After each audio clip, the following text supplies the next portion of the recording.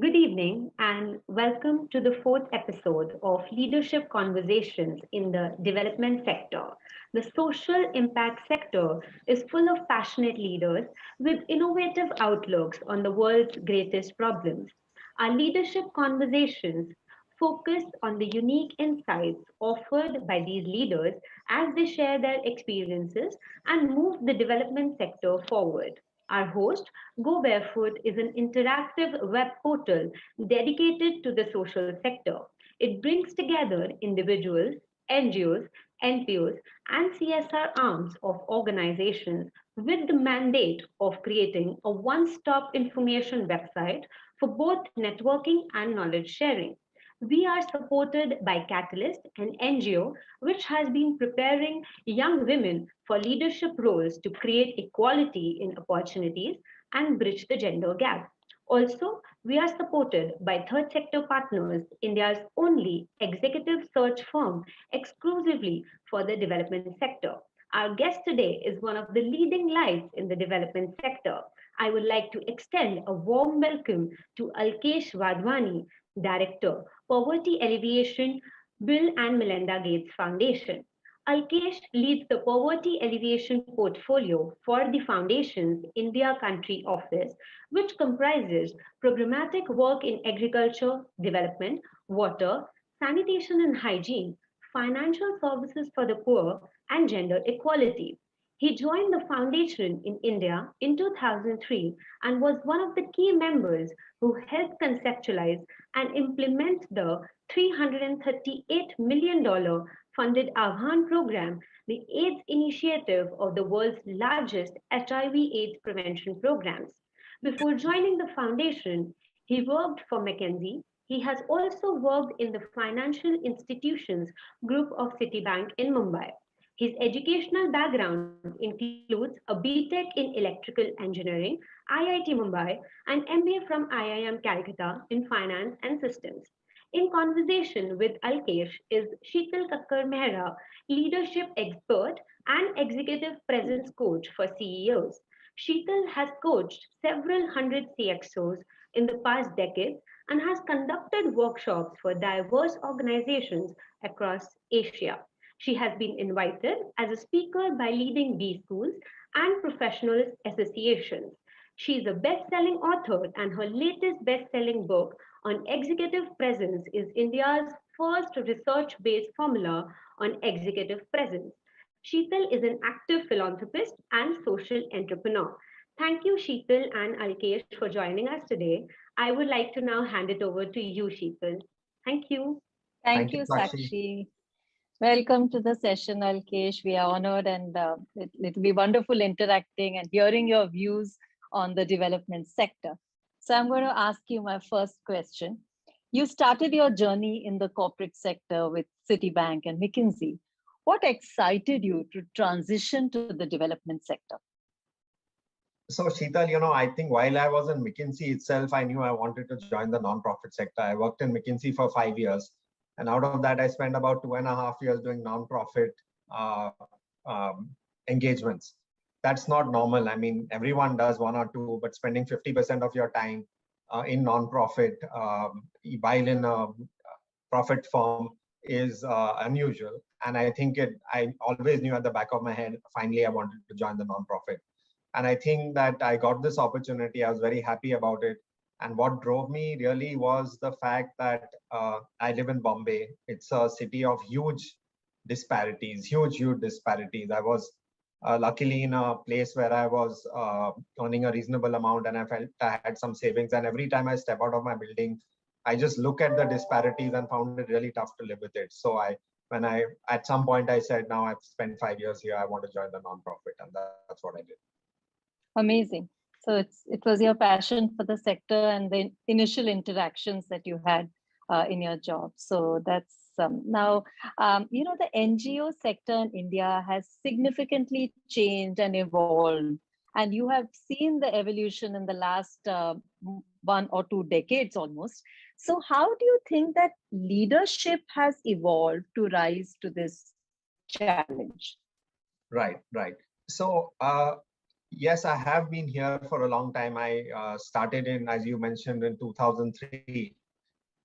And when I look at the programs that I would be involved in then and now, the programs might be similar. But I think the main difference is uh, the the non-profit sector. I'll make 2 points. The non-profit sector has grown, and more people have got more and more experience. So the scale of the programs being handled are bigger and bigger. And I think just more and more people are experienced. You've got more leaders who've come either grown from the nonprofit itself or who have come from other sectors. So you can see that growth clearly happening. The second point I'll make is that as a foundation, we work and support 80-90% of our programs are supporting government programs. And I see the same switch there. So the switch there is not really in terms of scale. The program, um, governments always had large scale programs, but I think the ability to deliver has changed drastically. I mean, today's officers and staff who run government programs know how to actually execute well, see that things are working. And again, I think it's driven apart from experience by the fact that politically the landscape has changed drastically. I think 18, 20 years back, it wasn't so important for a political party to demonstrate development and to show that programs have reached the ground and so on. Uh, Perhaps as important or more important 20 years back was, caste-based, identity-based politics. I'm not saying that has disappeared. It's still important, but it's equally important today to show that you've delivered development. So the pressure on bureaucrats and government to deliver is much, much, much more. And they're always saying, what is new? What can we do? How can we deliver? So, and in a way, government is also non-profit, right? I mean, it's not a profit sector. So I see the same change there. And in a way, the change is a reflection of society. Society has changed over the last 20 years. Society has, one, become richer, of course, in India too. But equally important, I think is all of us are more educated, so the expectations are much more, aspirations are much more because of TV and so on.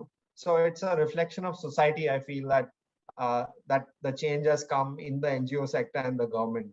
The last point I'll make on society's changing is that even the corporate sector, what it was, say, in 1947 when we got independence, of into 20 years back, it was much smaller. Now the size of the companies are so large that, again, this is a reflection of how society is changing. Government and NGOs also change with society.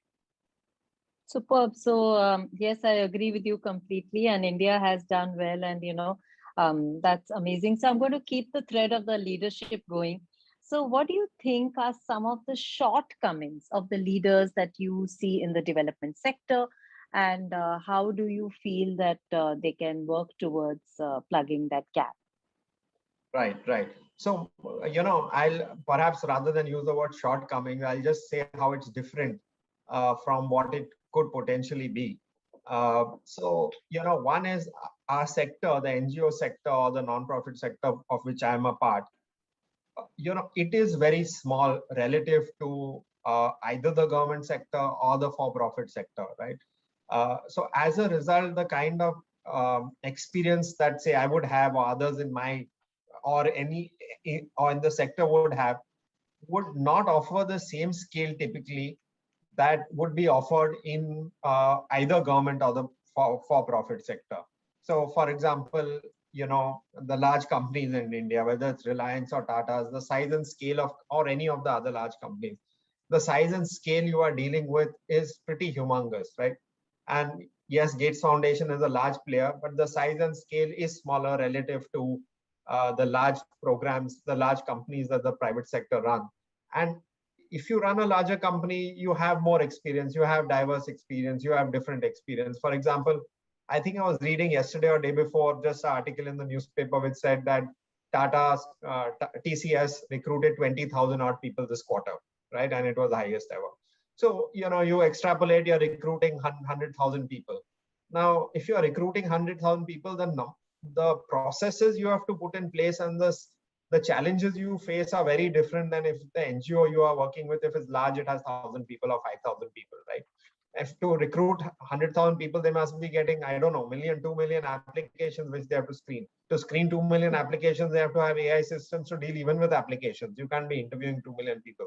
So it's just a different ball game. So you don't get that exposure that you would get there. So I think this is one difference that one has to accept and realize. On the flip side, a typical company has to focus on a very small and identified set of things to execute against their program, right? So if you're building some widget, you're building a, even, I mean, let's not take complex things like aeroplanes, but say suppose you're building a, say, pump, right? And you're selling pumps, right? There are large companies in India that sell pumps. Fine, you have, suppliers which, and you have to get them together. You need, of course, you need a good supply chain, you need a good manufacturing process, and then you need to sell it, right? But in the non-profit, you deal with much more than that, and you deal with huge number of stakeholders that you don't have to worry about in the for-profit sector. You have to deal with a whole set of socio-economic issues that you don't have to deal with in the for-profit sector. So yes, at that level, you do get a broader exposure on how society works. So I would say you have pros and cons on these two sides of on what a leader in the non-profit has to deal with versus what a leader in the for-profit has to deal with. Super, wonderful to hear that. So how does your organization proactively help, develop potential leaders?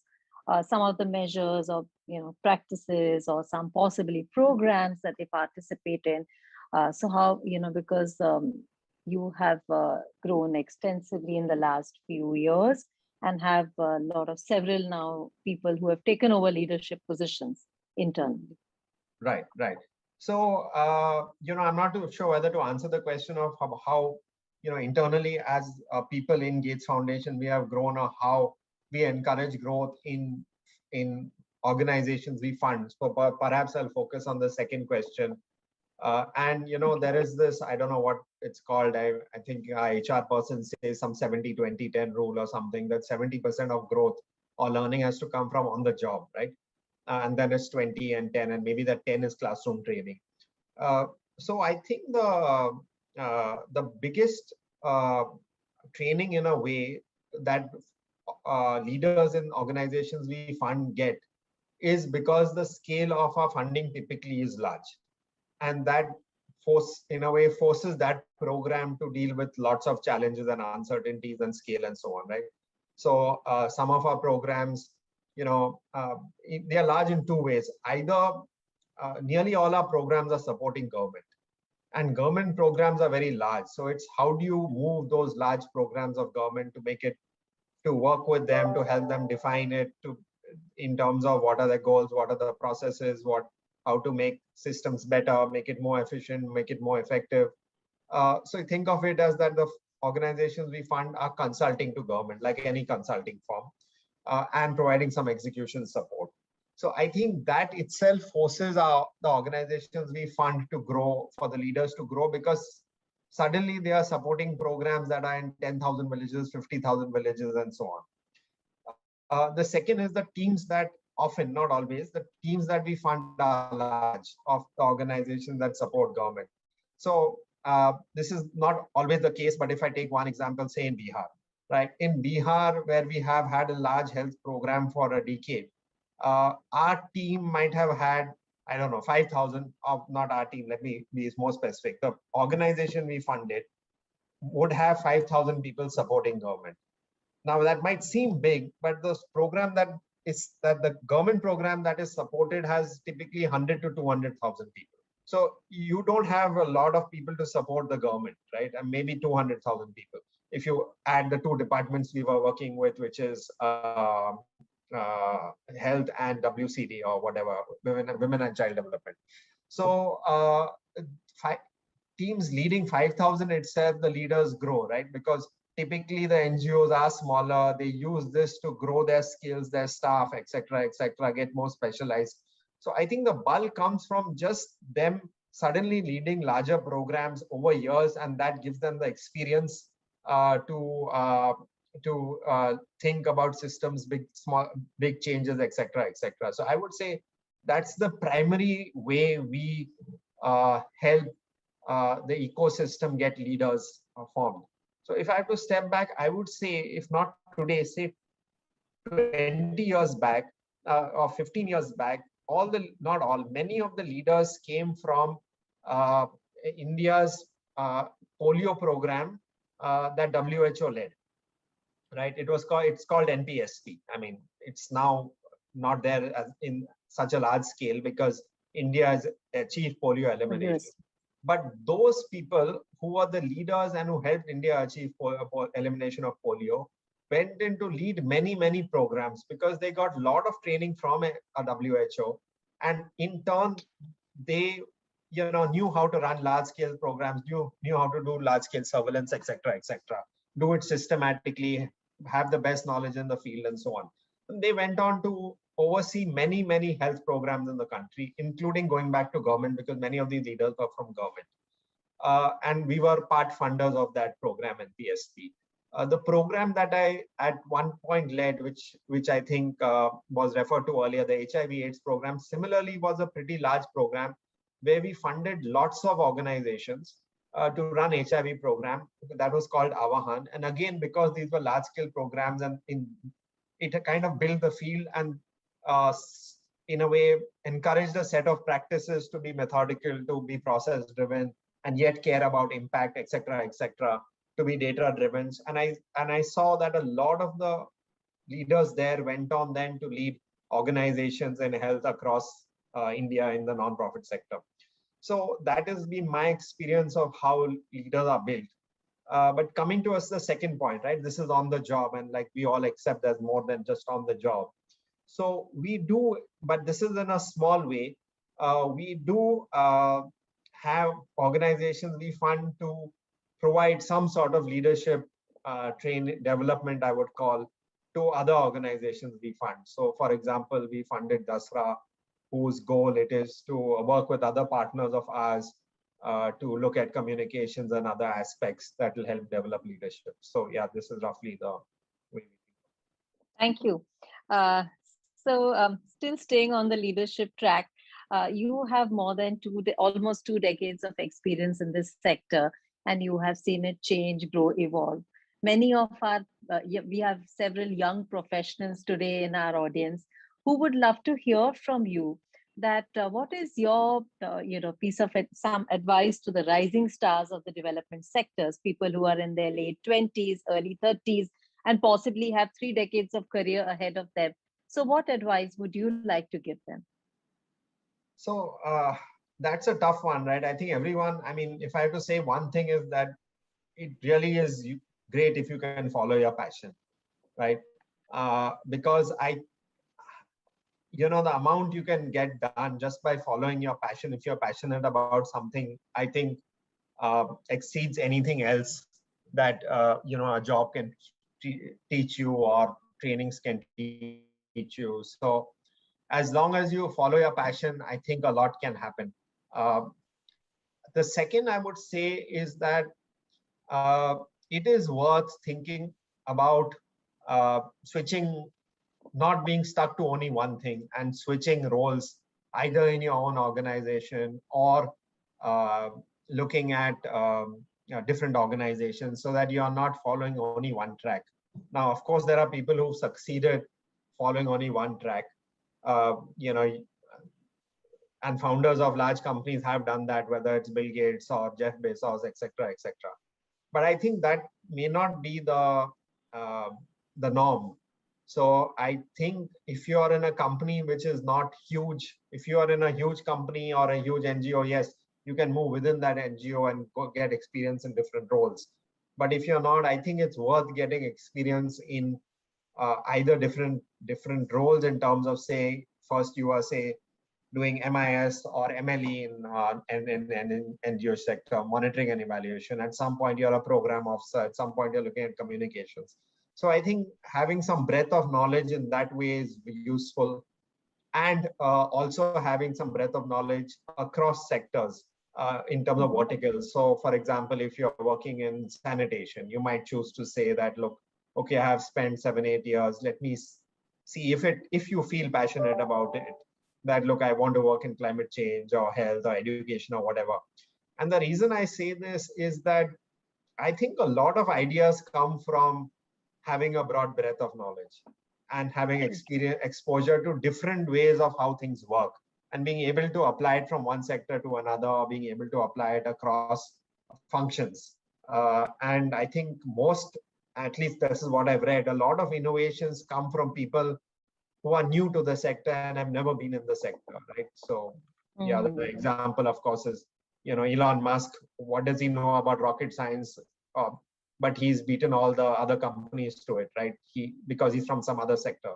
So I think having this kind of, so I think having this kind of cross exposure is useful.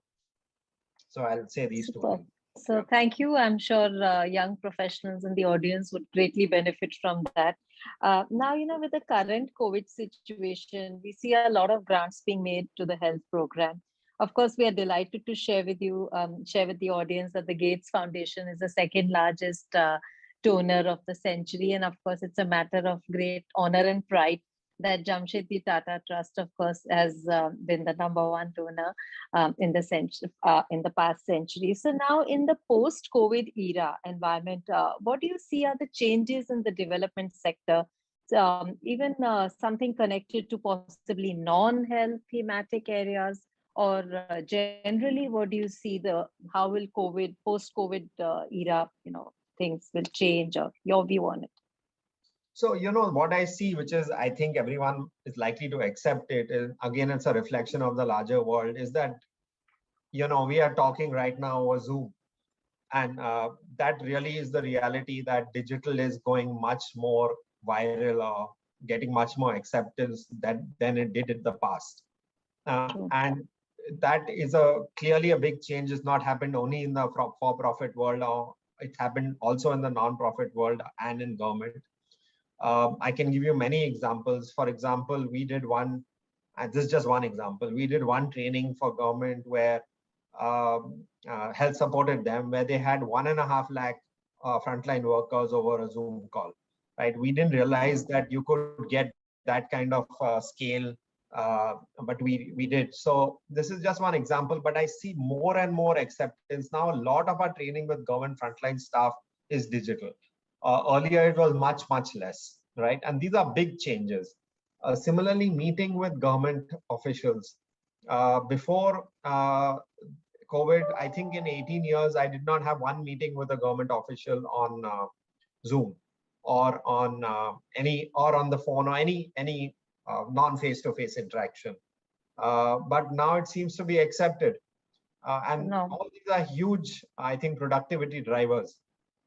Because you don't have to spend time traveling, you can fix up a meeting more easily, etc., etc. So I think the biggest change, like in the rest of the world, is the growth of technology. Yeah. Super. Wonderful. So my final question, and then of course we'll take some questions from the audience, that how do you personally continue to grow and develop yourself as a leader? So if you can share some tips and tricks with our audience, that will be nice. Yeah. So I'm not sure I'm growing at the pace that I was earlier, and that worries me. And that's, I don't know, maybe I'm just growing too old. So you can see I'm white and so on. So, maybe one or two things that I do. So one is, I do read a lot, and that's gone down in the last 1 year. So I would travel literally every week once at least. So that meant 4 hours on the flight. So I was reading 4 hours on the flight beyond my work. So that was, and I think that's my theme, that one needs to get a broader experience than just the work you're doing. So I would typically spend my flight time reading stuff which either non-fiction or even fiction. And one should not, 70-80% of my reading is non-fiction. But one should not discount fiction. It's as important. So actually the data says that, if you want to be creative, you really should read fiction, because fiction gives you ideas.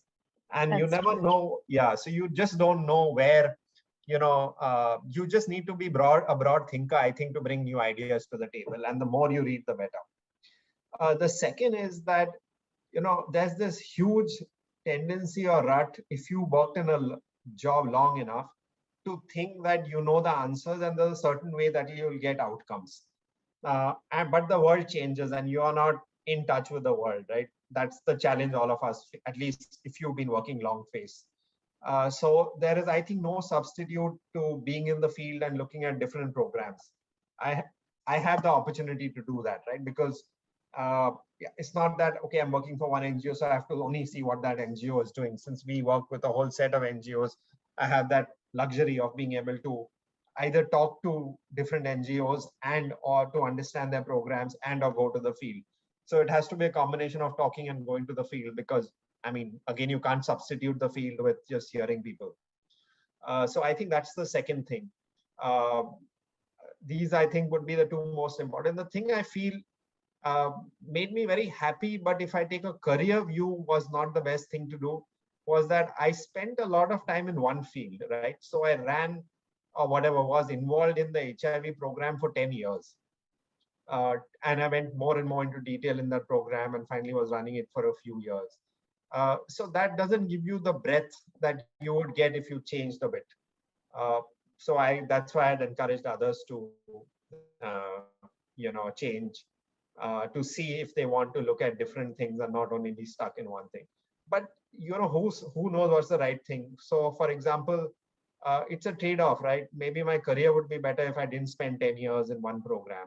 But in terms of satisfaction, that gave me the most satisfaction. So would I change what I did? No, because being there for 10 years allowed me to see the whole evolution of the program, Impact. take it to conclusion, because these programs are pretty large, and if you're trying to have impact in a country as large as India and say, okay, I'm looking for impact, and I'm looking to hand it over and transition it so that it's sustainable to the government, it's nearly impossible to do it in less than a 10-year period. So yeah.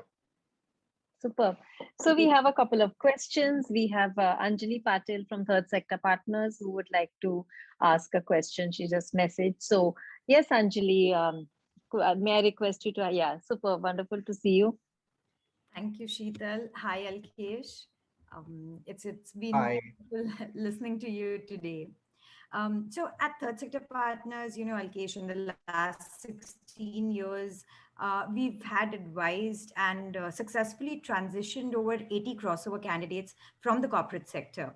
So when we interact with candidates wanting to make that switch to the development sector, their ambition is to work with BMGF for obvious reasons. So my question to you is, what would be your advice to the candidates, especially the ones who want to shift from the corporate side and aspiring to work with BMGF?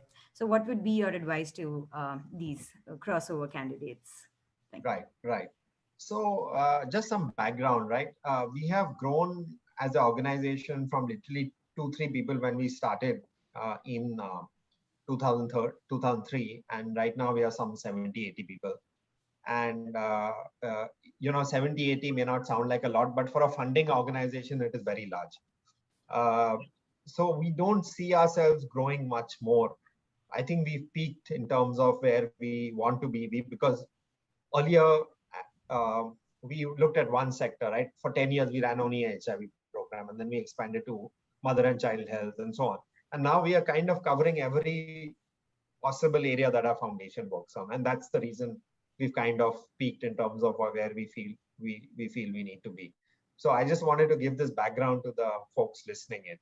So the kind of folks we take, the bulk are pretty experienced, right? Most of them have 10 plus years of experience, at least, I don't know, half to 1/3 have 20 plus years of experience.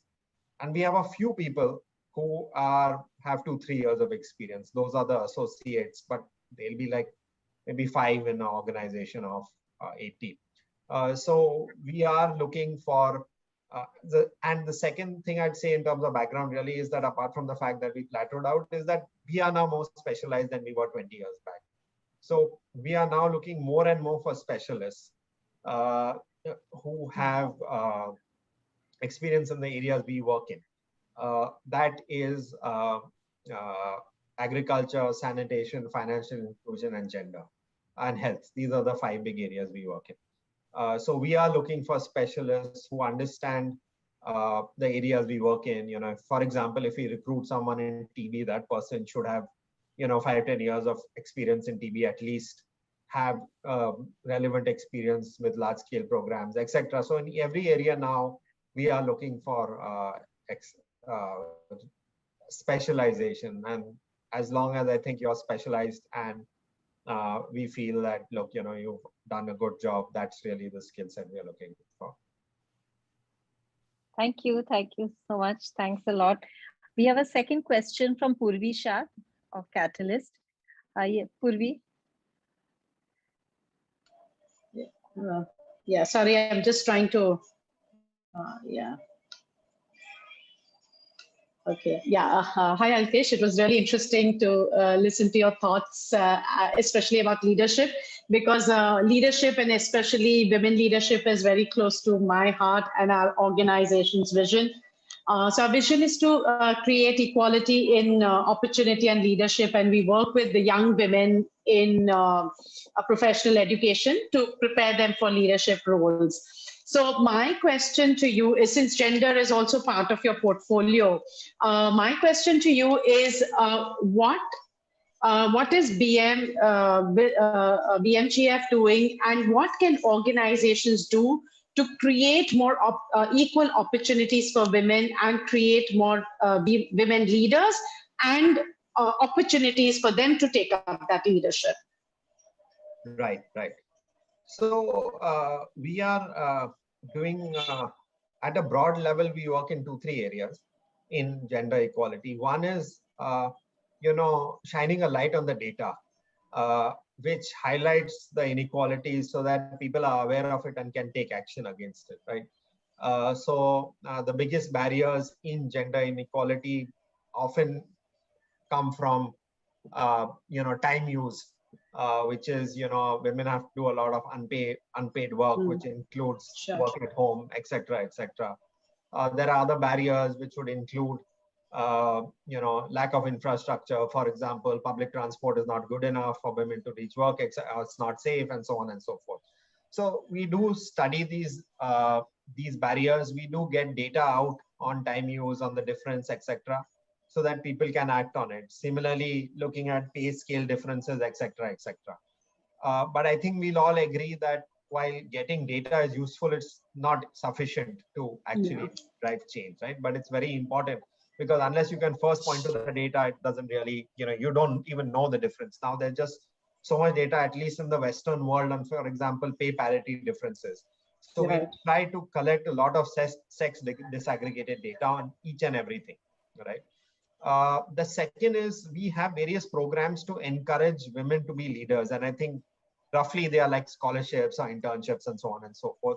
And I believe, because we've not yet brought that program hugely into India, but it started in the US, it's in 3 fields, which includes legal and 2 other fields, education, and a 3rd field where we are starting scholarships to encourage women leaders, because we feel in some of these fields, and the third I'm not sure, it could be, for example, political or something. Not elected, obviously. That's not, you can't give scholarships for that. But I need to check which 3 fields. Advocacy or something.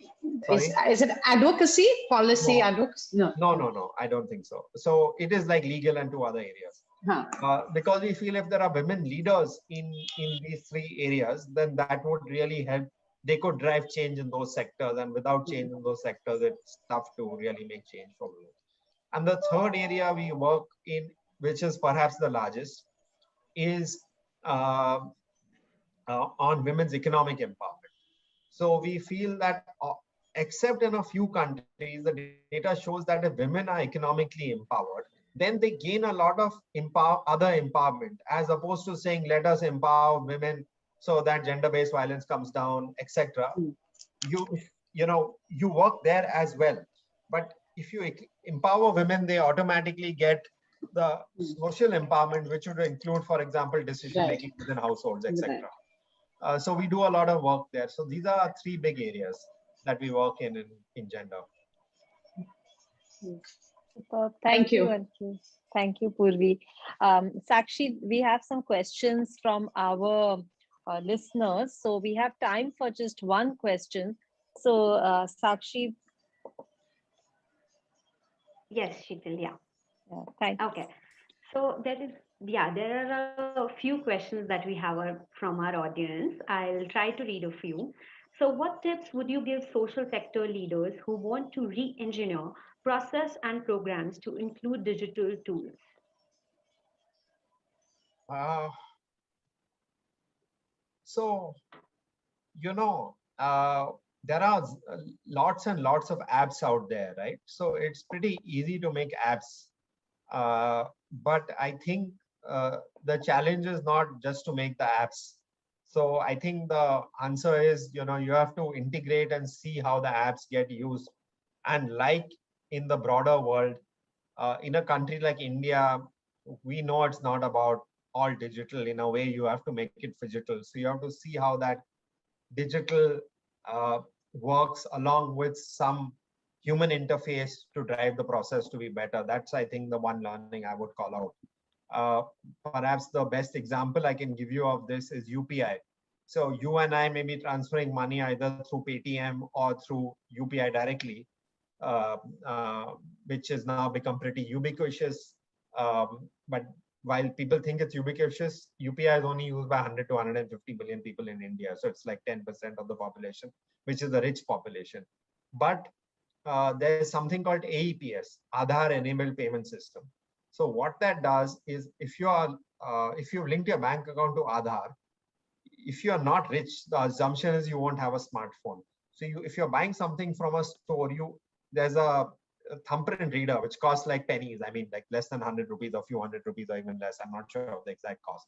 You put your fingerprint there. So that's an Aadhaar enabled payments reader. Your bank account can be debited for the amount you bought. So that's an example of digital, right? You've got digital in the backbone.